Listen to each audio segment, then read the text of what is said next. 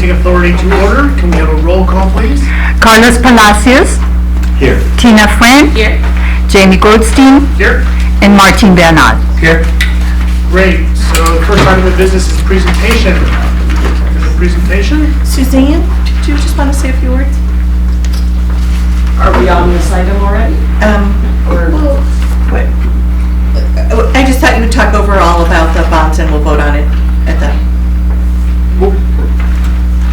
It's the same thing. Well, let's just Do it as general business? sure. Okay. Yeah. Okay. Any additions or deletions to today's agenda? Seeing none. Oral communication. Would anyone like to address this board on something that's not on today's agenda? Seeing none, I'll close public comment, which takes us to Executive Director's report. And I've included a status of the projects in writing. APTOS is being approved, RFP is being approved by the county board, I think, next week. You know that Garfield Park and Branson 40 was approved by the city council and is moving forward.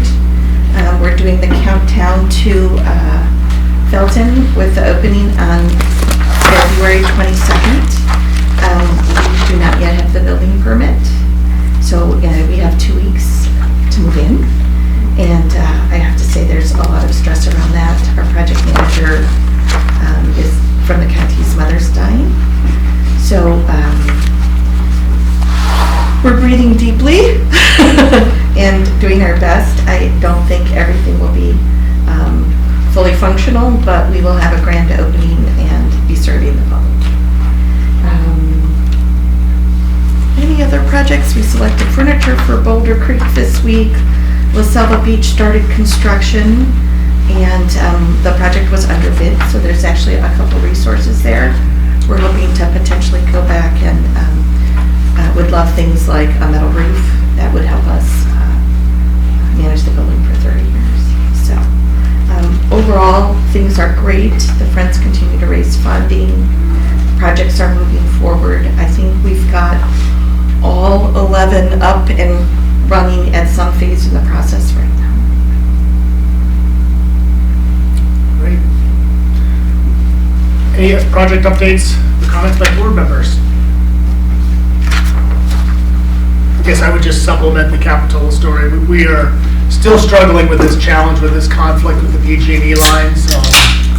We're looking at solutions. We previously identified undergrounding as the solution. Cost to underground are staggering.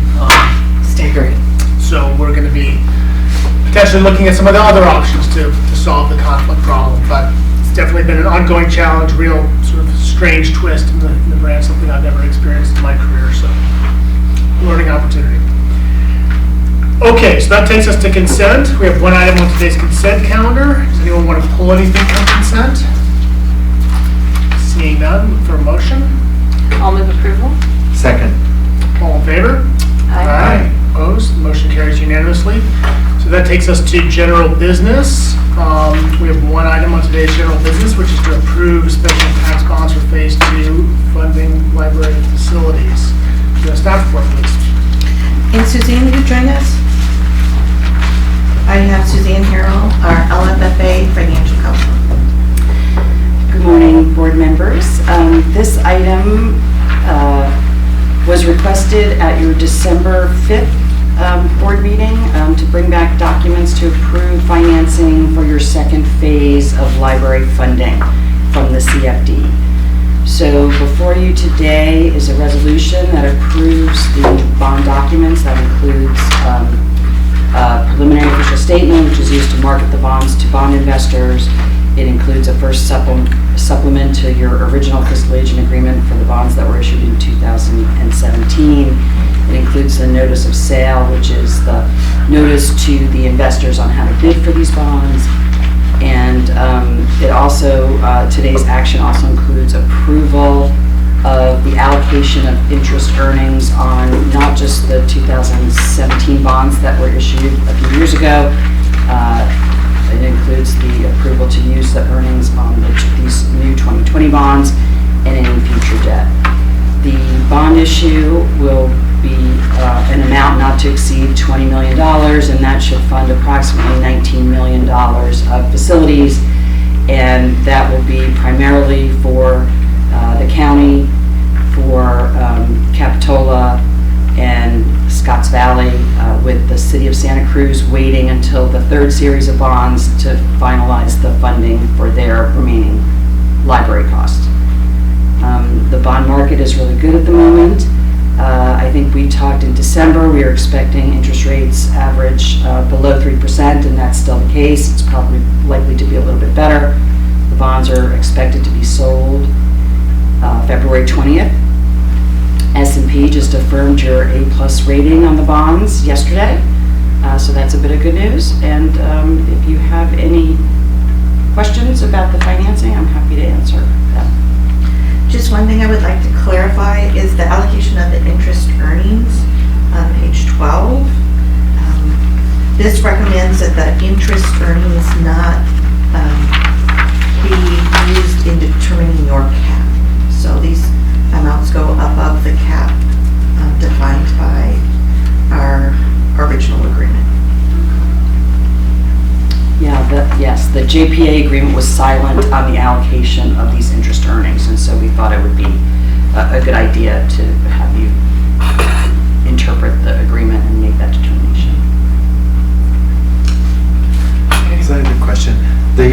So do we anticipate one more issuance? I'm not sure if Nicole or Suzanne, after this one, do we anticipate having one more, or are there still going to be 2 more issuances? Well, this issue will use up the entire allocation for the county and for Capitola, and 80% of the allocation for Scotts Valley. Okay. Scotts Valley is going to take the remaining allocation as pay-go. So the city of Santa Cruz has some options for their remaining allocation. They'll continue to accumulate pay-go money until they're ready to do financing, and whether they finance all of their remaining allocation in one series or multiple series will be determined when they're ready to proceed with their construction. Are there any other questions? I do want to point out, just for Scotts Valley as well, there was a calculation led to a number that we corrected. So we corrected the calculation of the 80% on what was the base. And so actually what Scotts Valley will be receiving the second series is more about $2.07 million. Isn't that about right? That's right. In the staff report, it says $1,870,000, and it's going to actually be $2,094,000. With about 500 left over in pay-go.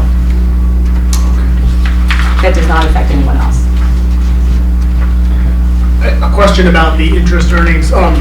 So the action, there's a table in the staff report that identifies the interest earnings, I think, that are today. To be clear, is the action we're taking today to authorize the disbursement of those interest earnings, and then also in the future on this issuance we're doing now on those interest earnings that accrue? Any interest earnings through this series of bond series.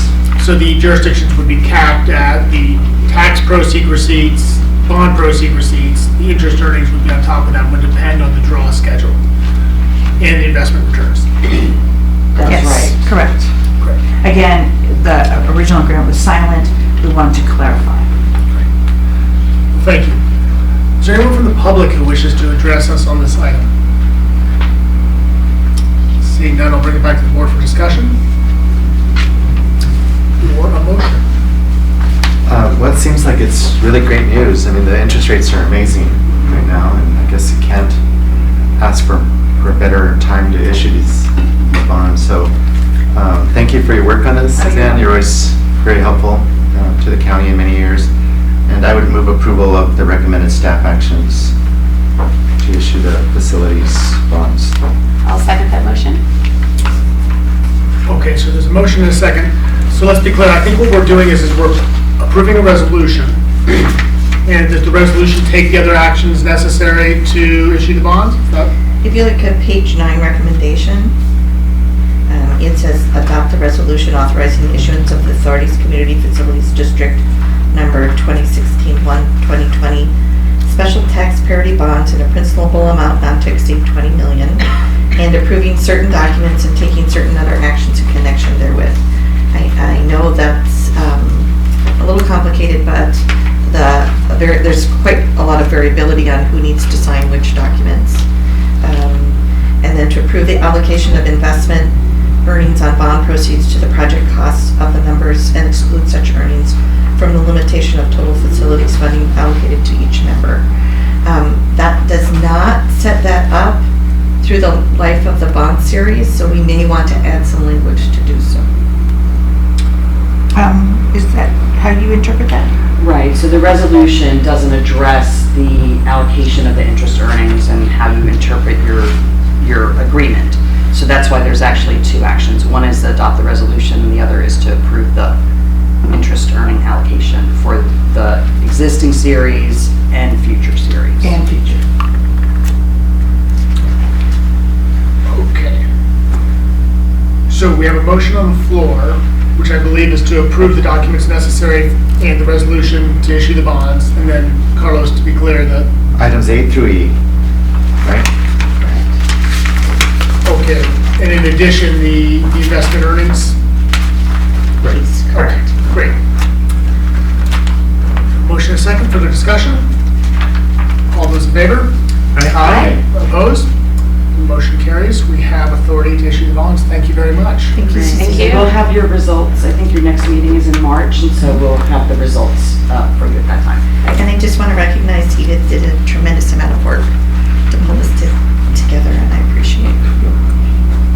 Thank you, Edie. Thank you.